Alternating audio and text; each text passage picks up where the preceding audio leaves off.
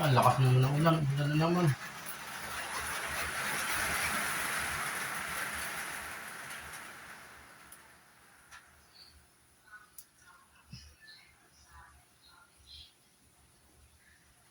Nagpaalam, tanghali. Kaya ang kabayan, ito po, lumalaki na po yung ating mga alagang manok. Ito'y gumagawa na po tayo ng mga tali sa paa. Sasanayin na po natin sila na meron na pong tali sa paa. Para pag oras na tatalian na natin, hindi sanay na po sila. Kaya gumagawa na po ako ng tali sa paa ng mga manok ko. Pero hindi pa naman natin ibig sabihin, papaalala lang to sa paa niya na meron siyang tali na nakakabit. Ayan, titingnan nyo po mamaya. Paki-like po, subscribe, paki-share na rin po. Nagpaalam tangali, malakas po ulan rin sa amin. At samahan nyo po ako sa aking ginagawa ngayong araw to.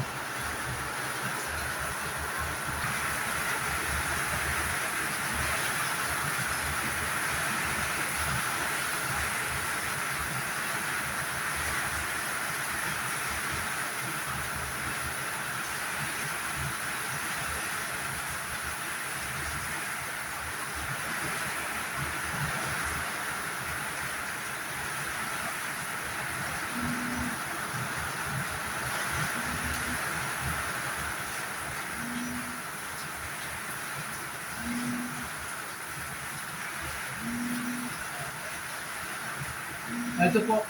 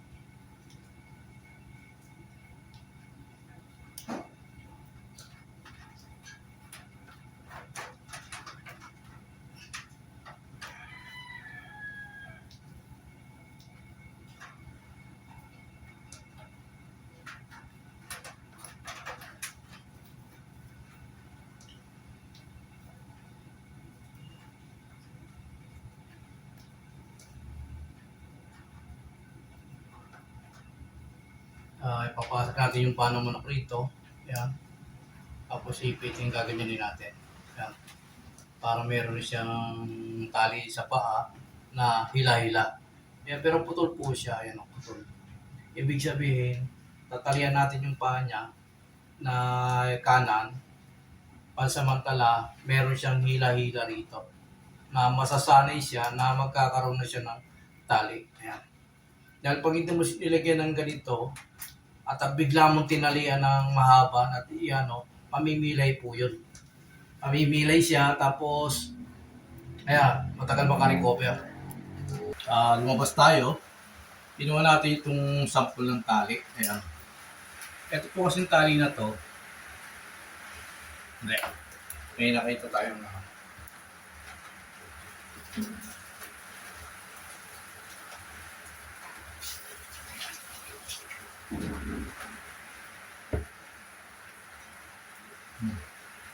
Ito po kasing tali na to.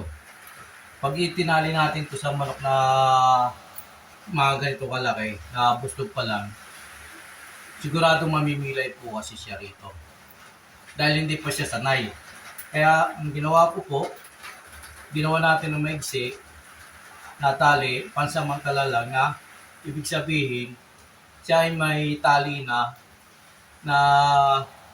palakad-lakad man siya, meron na siyang tali na hila-hila. Yan. Para masanay na po siya rito. Para pag tinanggal natin to, ito na po ipapalit natin. Ito. Ayan po. Ito na po ipapalit natin. Pag ito ang tinanggal natin. Kaya pansamantala, ilalagay natin to. Ito ipapalit muna natin. Yan. Kaya dalawa yung tali natin. Dito masasanay na siya rito. Pag nasanay na siya rito, ito na po ang permanente niya yung tali. Yan. Permanente tali na niya ito. Ayan. Ayan, mahaba po kasi ito. Ayan. Mahaba ito. Ayan. Ikukumpara po rito na maigsi. Ayan. Gagawa tayo ng mga tatlong piraso. Ayan. Itong tali na to, dadalawahin pa natin to. Puputulin pa natin to para magamit pa natin sa dalawang lalaki. Ayan. Tapos, yung pinutol natin na kalahati, ayan, ito. Gagawin rin natin ganito. Ito na kaputol nito, gagawin rin natin ganito. Ayan o. Ayan o.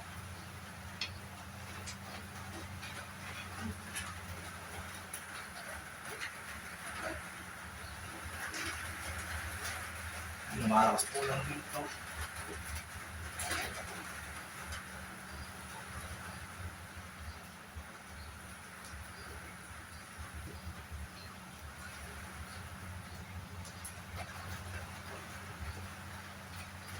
Kaya sa bibili pa akong tali, ito kasi may nabibiling ganito, maigsi. Maigsing taling ganito may nabibili. Kaya sa bumili pa ako, ito na lang po ang ginawa ko. Sintas po ng sapatos. Ayan.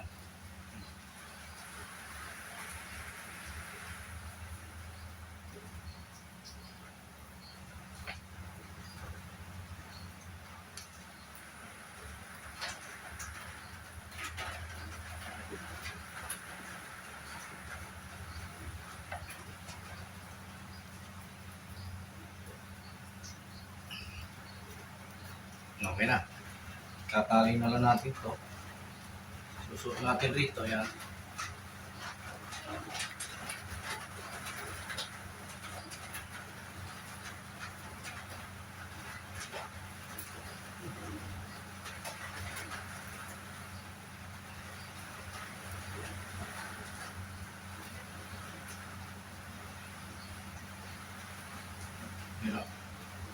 Ayan. Nakadalawa na akong tali. Isa na lang mo para tapos na po tayo sa ating project naman po. Ito may project naman po tayo para sa ating mga alagang manok. Ayan. Ayan po. Dalawa na po yung nagawa nating tali sa paa ng manok natin, project natin. Isa na lang po para matapos na po yung ating ginagawa. Ito ipapantayin mo lang to. Sayang sintas. Ayan.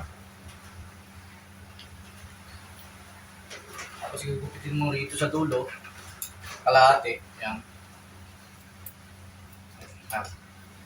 Tapos ito naman. Pag sasamahin mo ito naman, mahaba na yan. Ayan. Tapos ibubuhol mo itong dulo sa dulo. Ayan. Ayan. Pag nabuhol na po itong dulo sa dulo, bubuhol mo lang po rito sa kapila. Kaya very madali lang po gawin to. Kaysa bibili ka pa sa bilihan ng pagkain ng manok, ganito lang gawin mo. Ayan. Ayan na po. Gawa na ho.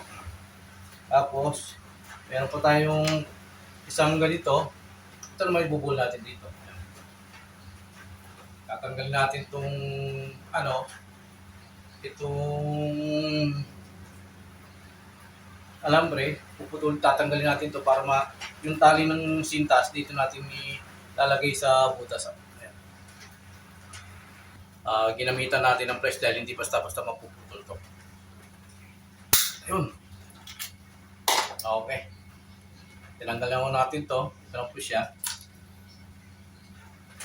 Yan. Tapos ito naman, ang dulo ng ating papasok natin dito, susuot natin dito sa pinakabutas. Yan.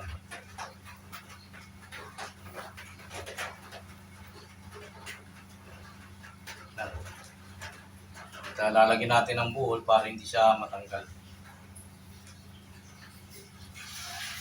Ayan o. Okay. Ayan, tatlo na. Kukunin natin yung manok para may pakita ko po sa inyo paano may pasok ang paa sa kanila dito. Kuha tayo ng manok. Ayan. Ito na po yung ating manok na malaki na. Naalala nyo po itong bulag na to. Ayan, ang kabila ay hindi bulag. Ito po yung dating ginagamit ko ng Telmoco. Ayan. Gamot na Telmoco na katibayan na 15 days na pinatakan ko to, hindi rin na natuluyang gumaling. Nabulag talaga yung isang mata niya. Ayan. Malaki na siya. Yung kabila, nadilat ang mata. Yung isang mata, bulag na. Yan. Ito po yung lalagyan natin tali. Kahit bulag siya. At lalagyan natin ng tali na kagaya nito. Para masanay na po siya pagdating ng oras na siya'y pwede ng talian. Pwede na siyang talian. Kaya, pag nasanay na po siya at pwede na siyang talian, ang ipapalit natin tali, ito na po. Itong mahaba na to. Ayan. Ito na po mahabang tali na ilalagay natin dito. Ayan. Pansamantala, ito muna maigsi. Ayan. Na ibig sabihin, para masanay lang siya na may tali na siya.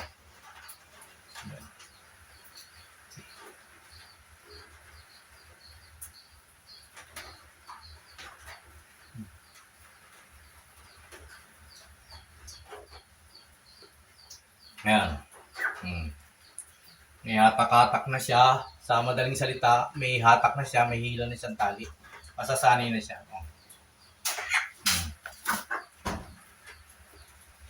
Diba? Malaki na siya, oh.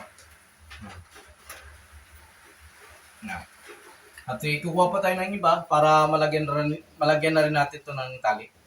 Yung iba nating mga kagaya nitong mga manok na iba. Samahan niyo po ako. Ayan.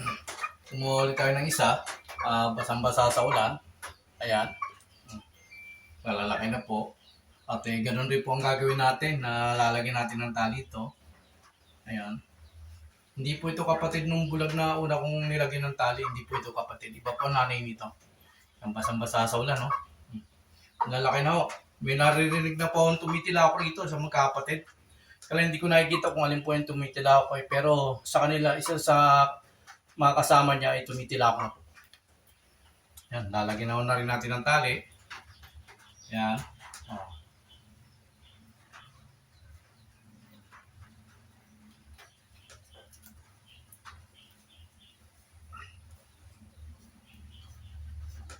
Diba?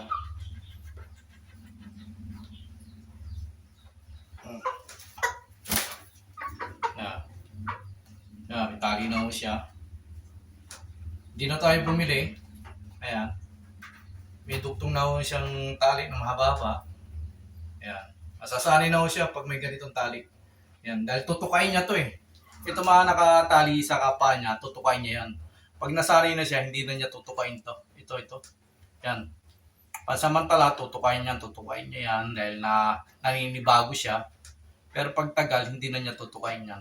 Masasanay na siya. Yan. At kukuha pa tayo ng isa. Dahil isa na lang mo ito, plus isa na lang po, kukuha pa tayo ng isa na kapatid nito. Samahan niyo ulit ako. Basang-basa ko. Po ang ating huli na tinalian, ayan. Oh. Itali na rin po siya sa paa. Ayan, mahaba.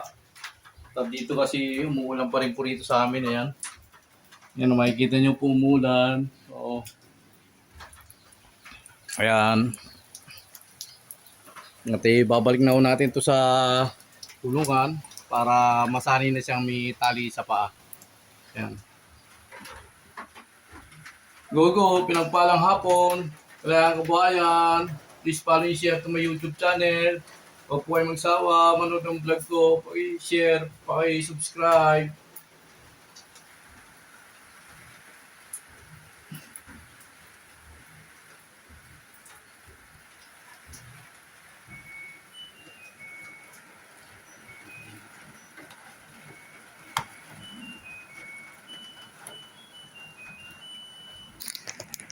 Ayan, tapos na tayo sa ating project naman sa tatlo nating mga manok na ating nilagyan ng tali na pansamantala para masanay sila. Maulan dito, ayan.